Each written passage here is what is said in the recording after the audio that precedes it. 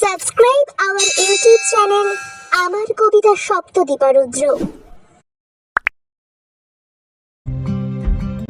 নমস্কার, আবারও চলে এলাম আপনাদের কাছে আরও একটি নতুন কবিতা নিয়ে। আজ শুভ মহালয়া।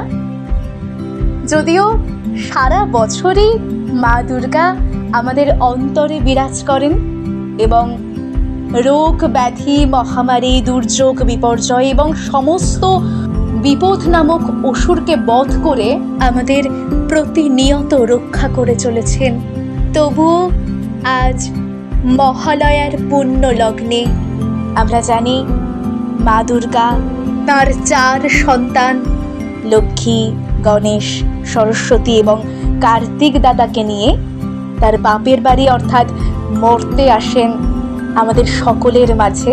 এই সময় যথারীতি আমাদের সকলের মনটাই বড় আনন্দে মেতে ওঠে, মা আসছেন বলে কথা।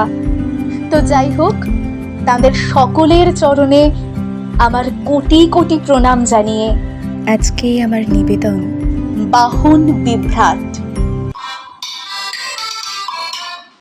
সরস্বতী চড়ল হাঁসে, লক্ষ্মী চড়ল পেঁচায়, আরে আরে অসুর কেন ষড়ের মতন চেঁচায়? কার্তিক দার ময়ূর রেডি, গণেশ দাদার চুহা, আরে অসুর কাঁদছে কেন, করছে কেন হুহা?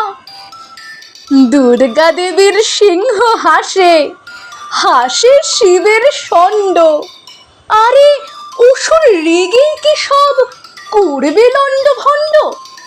শিব বললেন, কি হয়েছে বল না রে তুই বেটা? দুর্গা বলেন, মুখে রা নেই, 1 নম্বর ঠেঁটা। বললে অসুর, আমার কসুর নিও না 7 কাহন, তোমাদের সব একটা করেই আছে তো বেশ বাহন।